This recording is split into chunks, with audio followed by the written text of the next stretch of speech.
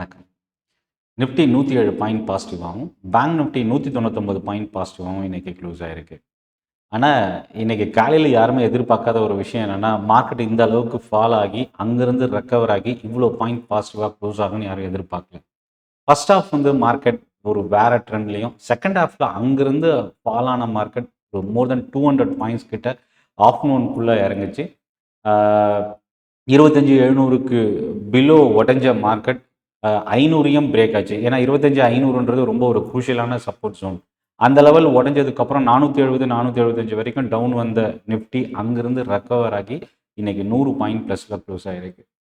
So market fall ஆனது எதனால், recover ஆனது எதனால், இன்னைக்கு அதிகமான ஃபோக்கஸ் எந்த ஸ்டாக்ல இருந்தது, நாளையோட ட்ரேடிங் செஷனில் என்னென்ன ஸ்டாக்ஸ் நம்ம கவனிக்கலாம். சென்னை ட்ரேடிங் அகாடமி தமிழில் ஸ்டாக் மார்க்கெட்டை லேர்ன் பண்ணுறதுக்கான ஒரு பெஸ்ட் யூடியூப் சேனல். சப்ஸ்கிரைப் பண்ண மறந்துடாதீங்க. கிட்டத்தட்ட ஒரு 4 to 5 இயர்ஸில் இல்லாத அளவுக்கு ஒரு ஒஸ்ட் ஓப்பனிங் அப்படின்னு சொல்லலாம்.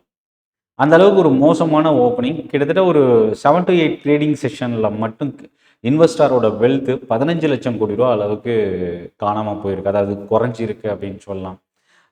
அந்த அளவுக்கு மார்க்கெட் இந்த 2026 ஓப்பனிங்கே ரொம்ப மோசமாக இருக்குது. பட் ஆனால் 2025லையும் இதே மாதிரி தான் ஒரு பெரிய அளவுக்கு ஏப்ரல் வரைக்கும் மார்க்கெட் இந்த டாரிஃப், ட்ரம்ப்போட பதவி ஏற்றுக்கிறது, இந்த மாதிரி ஒரு முதல் 2 to 3 months பெரிய ஃபால் இருந்தது.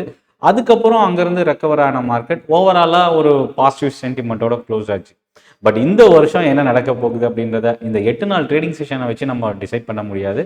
பட் தொடர்ந்து அடுத்தடுத்து வரப்போகிற நியூஸும், குளோபல் எக்கனாமி, இந்தியாவோட க்ரோத் இதெல்லாமே பொறுத்து அமைகிறதுக்கு வாய்ப்பு இருக்குது. ஸோ இப்போ இந்த 8 ட்ரேடிங் செஷன் இந்த 2026ல் இப்போ நம்ம ஸ்டாக் மார்க்கெட் ட்ரேடரா, இன்வெஸ்டரா என்னென்ன விஷயங்கள் ஃபோக்கஸ் பண்ணோம். மொத்தம் 6 இம்பார்ட்டன்ட் ஃபேக்டர்ஸ் இருக்கு. இதை நம்ம ஃபாலோ பண்ணணும். முதல் விஷயம் ஒன்று, வெனிசுலா கிரீன்லாந்து அகெயின்ஸ்ட் அமெரிக்காவோட அடுத்தடுத்த move, global Jio political issue அப்படின்னு சொல்லலாம். ரெண்டாவது, டாரிஃப்காக யூஎஸ் கோர்ட்டோட ஒப்பீனியன் என்ன சொல்ல போறாங்க. ஜனவரி 14 இருக்கு. இது ரெண்டாவது பிரச்சனை. கோல்டு சில்வரோட ராலி 2026லையும் கண்டினியூ ஆகுது. அதுக்கு முக்கியமான ஒரு ரீசன் நாலாவதா, ஃபெடரல் ரிசர்வோட சேர்மன் ஜெரோம் பவலுக்கும் ட்ரம்ப்புக்கும் இப்போ வெடிச்சிருக்கிற ஒரு பெரிய பிரச்சனை. சென்ட்ரல் பேங்க்குடைய சேர்மன் பவலுக்கு அகைன்ஸ்டாக கிரிமினல் கேஸ் சார்ஜ் பண்ணுறதுக்கான ஒரு நியூஸு மீடியாவில் வந்தது. இந்த நியூஸோட இம்பேக்ட் தான் இன்னைக்கு குளோபலாகவே செல்லிங் ப்ரெஷர் அதிகமாகிறதுக்கு காரணமாக இருந்தது. இதில் ரொம்ப முக்கியமாக டொமஸ்டிக் பக்கம் வரும்போது எஃப்ஐஎஸ் இன்னும் பையராக டர்ன் ஆகலை. பெரிய அளவுக்கு செல்லராகவே ஸ்டில் இந்த 2026ல் இப்போ வரைக்குமே செல்லராகவே ரிட்டைன் ஆகிருக்கிறாங்க.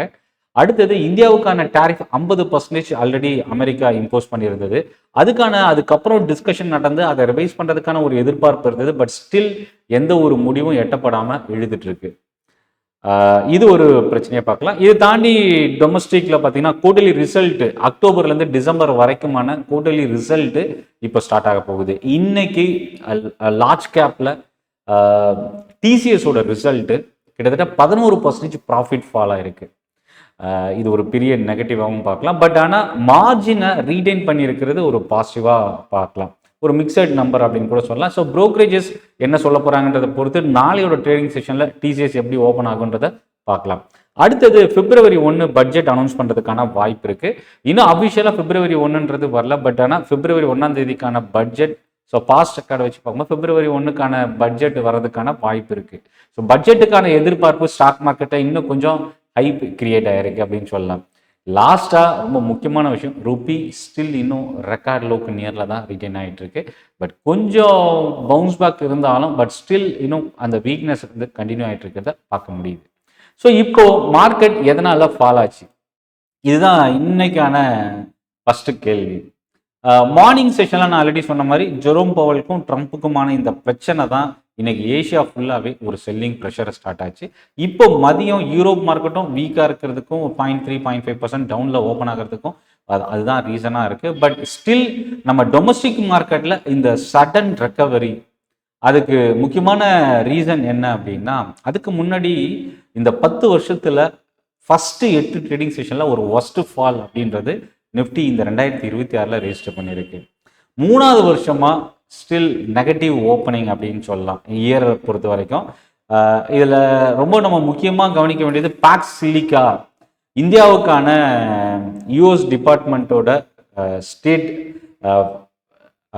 இந்தியா தூதர் அப்படின்னு சொல்லலாம். அமெரிக்காவிலேருந்து புதுசாக இப்போ அப்பாயிண்ட் பண்ணியிருக்கிற இவரோட ஸ்டேட்மெண்ட் தான் இன்னைக்கு மார்க்கெட் ரெக்கவர் ஆகிறதுக்கு ஒரு முக்கியமான காரணமாக இருந்தது. யூஎஸ் அம்பாசிடர் இவர் கொடுத்துருக்கிற விஷயம் என்னென்னா, ஒரு கிளியர் மிஷன் இந்தியாவுக்கும் அமெரிக்காவுக்கும் பார்ட்னர்ஷிப் நெக்ஸ்ட் லெவல் எடுத்துகிட்டு போகிறதுக்கான ஸ்டெப் எடுக்க போகிறேன் அப்படின்றதையும், இல்லை ரொம்ப முக்கியமானது, ஒரு வருஷத்துலேயோ இல்லை 2 வருஷத்துக்குள்ள டொனால்ட் ட்ரம்ப் இந்தியா வர்றதுக்கான ஒரு விஷயத்தையும் சொல்லியிருக்கிறாரு. ஸோ இந்த 2 விஷயம்தான் இன்னைக்கு மார்க்கெட் செகண்ட் ஹாஃபில் ரெக்கவர் ஆகிறதுக்கு காரணமாக இருந்தது. இதில் மெட்டல் ஸ்டாக்ஸ் மறுபடியும் குளோபல் மார்க்கெட்டில் மெட்டல் இன்க்ரீஸ் ஆகிறது. மெட்டல் ஸ்டாக்ஸ் தான் இன்னைக்கு ஒரு சோலோ பர்ஃபார்மர் அப்படின்னு சொல்லலாம். செக்டார் ஆஃப் த டே அப்படின்னு கூட சொல்லலாம். Vedanta, Hindustan copper, Hindustan zinc, Tata steel, JSW steel, இந்த மாதிரி மெட்டல் ஸ்டாக்ஸில் டைவர்சிஃபைட் மெட்டல் ஃபுல்லாகவே இன்னைக்கு ஒரு ஸ்ட்ராங்கான பவுன்ஸ் பேக் இருந்தது. ஜிஎம்டிசி ஒரு பவுன்ஸ் பேக் இருந்தது. நால்கோ ஒரு பாசிட்டிவாக டர்னாக இருந்தது செகண்ட் ஹாஃபில். இதுக்கு அடுத்தபடியாக இன்னைக்கு வந்து பார்த்தீங்கன்னா ஹவுசிங் ஃபினான்ஸ், அதாவது ரியல் எஸ்டேட் ஸ்டாக்ஸில் செல்லிங் ப்ரெஷர் கொஞ்சம் அதிகமாக இருந்தது. Capital good stocks ABB, BHEL, Siemens, இந்த ஸ்டாக்ஸ்லாம் இன்னைக்கு அகைன் சைனாவோட பாலிசி சேஞ்சஸ் செல்லிங் ப்ரெஷர் இன்னைக்கு டர்ன் ஆயிருந்தது அப்படின்னு சொல்லலாம். ஃபினான்ஷியல் ஸ்டாக்ஸ் செகண்ட் ஹாஃபில் ரெக்கவர் ஆச்சு. அதுக்கு என்ன காரணம் அப்படின்னா, புரோக்கரேஜோட அப்டேட் ஒரு முக்கியமான ரீசனாக பார்க்கலாம். இதில் நம்ம கவனிக்கக்கூடிய விஷயம் என்னன்னா, புரோக்கரேஜஸ் வந்து ஜெஃப்ரீஸ் வந்து இந்தியா ஸ்ட்ராட்டஜி அனௌன்ஸ் பண்ணியிருந்தது. மக்வாரியோட ஃபினான்ஷியல் ஸ்டாக்ஸுக்கான புரோக்கரேஜ் இதில் வந்து எஸ்பிஐ வந்து அப்கிரேட் பண்ணியிருந்தாங்க. மோர் தென் 1% இன்னைக்கு பாசிட்டிவாக இருந்தது. பேடிஎம் நியூட்ரலாக கொடுத்தது, 1% கிட்ட இறங்கி இருந்தது. ஹெச்டிஎஃப்சி லைஃப், எஸ்பிஐ லைஃபுக்கான ரேட்டிங் அப்டேட்டு இன்னைக்கு பாசிட்டிவாக நியர்லி 1% பாசிட்டிவாக டர்னாக இருந்தது. பந்தன் பேங்க் டவுன்கிரேட் பண்ணியிருந்தது, 0.2% இறங்கி இருந்தது. அதே போல் எஸ்பிஐ கார்டும் டவுன்கிரேட் பண்ணியிருந்தது, 1% கிட்ட இன்னைக்கு ஃபால் ஆயிருந்தது. டிமார்ட்டோட குவார்ட்டர்லி ரிசல்ட் இன்னைக்கு ஓப்பனிங்கில் ஒரு ஆசிலேஷன் இருந்தாலும் 2 to 3% ப்ளஸில் ஓப்பன் ஆன டிமார்ட் அதுக்கப்புறம் மைனஸாகவும் டர்ன் ஆச்சு. அப்புறம் மார்க்கெட் ரெக்கவரியில் பாசிட்டிவாகவும் டர்ன் ஆயிருக்கு. ஸோ இது ஒரு மிக்சட் ரிசல்ட் இம்ப்ளிமெண்டேஷனாக தான் இன்னைக்கு மார்க்கெட்டோட ரியாக்ஷன் மூலயமா நம்ம தெரிஞ்சுக்க முடியுது. ஸோ அடுத்தது ஜெஃப்ரீஸோட புரோக்கரேஜ் அப்டேட் கேபிட்டல் குட் ஸ்டாக்ஸில் இன்னைக்கு ரிஃப்ளெக்ட் ஆச்சு, ஒரு வீக்னஸ் கிரியேட் ஆச்சு. சிட்டியோட அப்டேட் வோடஃபோன் ஐடியாவுக்கு நியூட்ரலாக க்ளோஸ் ஆகிருக்கு. என்எம்டிசி இன்னைக்கு 2% கிட்ட இன்க்ரீஸ் ஆகிருக்கு. இல்லை சிட்டியோட அப்டேட் ஒரு காரணமாக பார்க்கலாம். டிக்சன் டெக்னாலஜிஸ்க்கு ஹெச்எஸ்பிசியோட அப்டேட் டவுன்கிரேட் பண்ணியிருந்தது, டார்கெட் ப்ரைஸை குறைச்சிருந்தது. டிக்சன் இன்னைக்கு நியர்லி 1% இறங்கி க்ளோஸ் ஆகிறதுக்கு ஒரு காரணமாக இருந்தது. இன்னொரு பக்கம் ஹிண்டால்கோவுக்கு ஹெச்எஸ்பிசியோட அப்டேட் 2% மேலே இன்க்ரீஸ் ஆயிருந்தது. Phoenix mills Q3 business update கை கொடுக்கல, நெகட்டிவாக க்ளோஸ் ஆயிருக்கு. மீஷோவுக்கு பேங்க் ஆஃப் அமெரிக்கா செக்யூரிட்டிஸ், மீஷோவுக்கான அப்டேட் 2% தொடர்ந்து கண்டினியூஸாக இந்த ஸ்டாக் ஃபாலோ ஆகிட்டு இருக்கு. டார்கெட் ப்ரைஸ் 190 செட் பண்ணியிருக்கிறாங்க, நியூட்ரல் ஸ்டான்ஸை ரீட்டைன் பண்ணியிருக்கிறாங்க. கேபிள் ஸ்டாக்ஸு ஜேபி மார்க்கனோட அப்டேட் இன்னைக்கு நெகட்டிவாக க்ளோஸ் ஆயிருக்கு. ஸோ இதெல்லாமே வந்து புரோக்கரேஜோட அப்டேட் இன்னைக்கு இம்பார்ட்டன்ட் கீ ட்ரிகராக மார்க்கெட்டில் இருந்தது. இதில் ரொம்ப முக்கியமானது என்னன்னா, நம்ம கவனிக்கக்கூடியது நிஃப்டி 50 ஃபர்ஸ்ட் ஹாஃபில் இருந்த ட்ரெண்டும் செகண்ட் ஹாஃபில் மாறின ட்ரெண்டும் வந்து பார்த்தீங்கன்னா கிட்டத்தட்ட ஒரு பெரிய பிக் சேஞ்சஸ் அப்படின்னு சொல்லலாம். ஏன்னா மோர் தென் 40 ஸ்டாக்ஸ் ஃபர்ஸ்ட் ஹாஃபில் நெகட்டிவாக இருந்தது. செகண்ட் ஹாஃபில் கிட்டத்தட்ட 40 கம்பெனி பாசிட்டிவாக க்ளோஸ் ஆயிருக்கு, 11 ஸ்டாக் மட்டும் நெகட்டிவாக முடிஞ்சிருக்கு.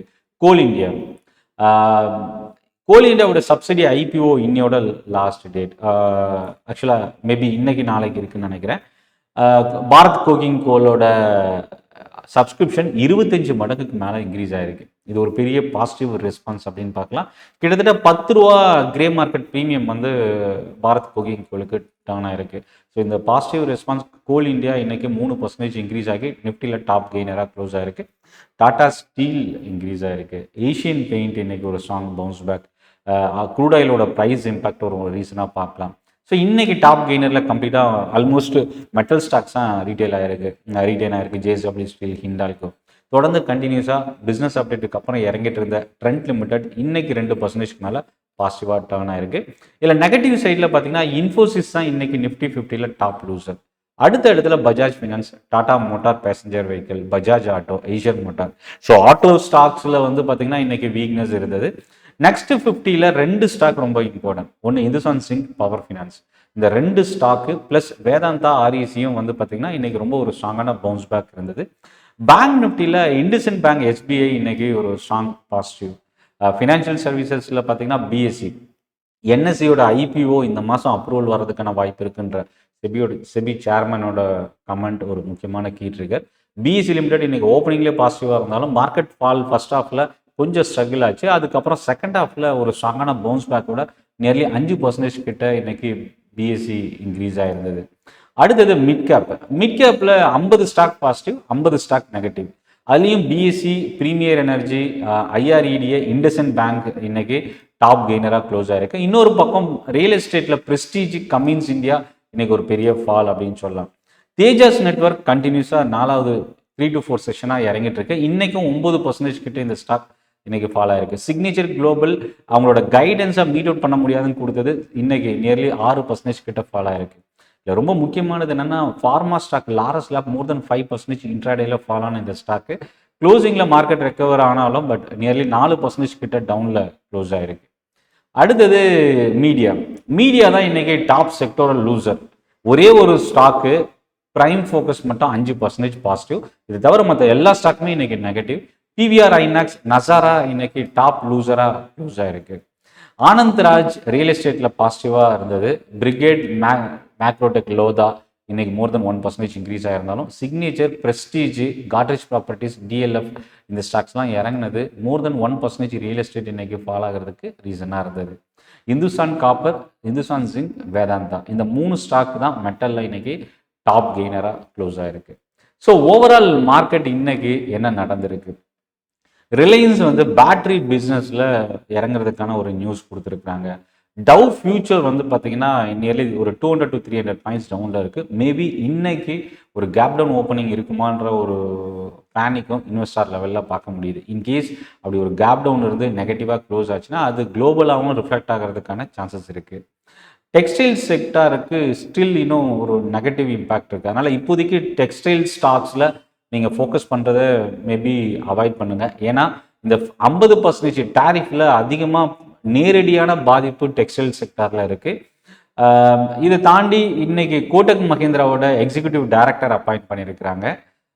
பஜாஜ் ஃபினான்ஸு, பெயின்ஸ்டின்ற புரோக்கரேஜோட அப்டேட்டு இன்னைக்கு ஃபாலோ ஆகிறதுக்கு ஒரு காரணமாக இருந்தது. மணப்புரம் ஃபினான்ஸ், கோல்டு, சில்வர் ரெண்டுமே இன்னைக்கு ஓப்பனிங்கில் ஒரு gap up opening. Nearly 2% gold இப்போ பாசிட்டிவாக அமெரிக்காவில் ட்ரேட் ஆகிட்டு இருக்கு. மோர் தென் 5% சில்வர் பாசிட்டிவாக நியர்லி $84 கடந்து ட்ரேட் ஆகிட்டு இருக்கு. இது மணப்புரம், முத்தூட் ஃபினான்ஸுக்கு இது ஒரு பாசிட்டிவ் இம்பாக்ட். டைட்டனும் இன்னைக்கு பாசிட்டிவாக டேர்ன் ஆயிருக்கு அப்படின்னு சொல்லலாம். So overall gold, silver stocks வந்து இப்போ நியர் டேர்முக்கு நம்ம கவனிக்கலாம். ரொம்ப முக்கியமான ஒரு விஷயம் என்ன அப்படின்னா இன்னைக்கு மார்க்கெட் க்ளோசிங் ஹவர்ஸில் வந்த ஒரு நியூஸு, டிசிஎஸோட ரிசல்ட் 25.2% மார்ஜின் ப்ரீவியஸ் குவார்ட்டரில் அதே மார்ஜினை இப்போ ரீட்டைன் பண்ணியிருக்கிறாங்க. 12,075 கோடி ரூபா கடந்த ப்ரீவியஸ் குவார்ட்டரில் ப்ராஃபிட். இப்போது அது 10,657 கோடி ரூபாயாக குறைஞ்சிருக்கு. இது வந்து 11.7%, அதாவது கிட்டத்தட்ட 12% ப்ராஃபிட் குறைஞ்சிருக்கு. ஆனால் ரெவன்யூ 2% இன்க்ரீஸ் ஆகிருக்கு. ஸோ டிசிஎஸோட ரிசல்ட் இம்பேக்ட் தான் நாளையோட மார்க்கெட்டை ட்ரைவ் பண்ணுறதுக்கு வாய்ப்பு இருக்குது.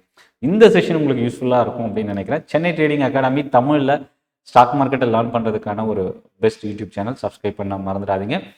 ஜனவரி 23 மதுரையில் டைரக்ட் ட்ரைனிங் செஷன்ஸ் இருக்குது, ஆப்ஷன் ட்ரேடிங் கோர்ஸ். அதே போல் ஜனவரி 24 சனிக்கிழமை திருச்சியில் ஆப்ஷன் ட்ரேடிங் கோர்ஸ்க்கான டைரக்ட் ட்ரைனிங் செஷன் இருக்குது. இந்த 2 செஷனுக்கான லிங்க்கும் வீடியோட டிஸ்கிரிப்ஷனில் இருந்து யூஸ் பண்ணிக்கோங்க. நன்றி, வணக்கம்.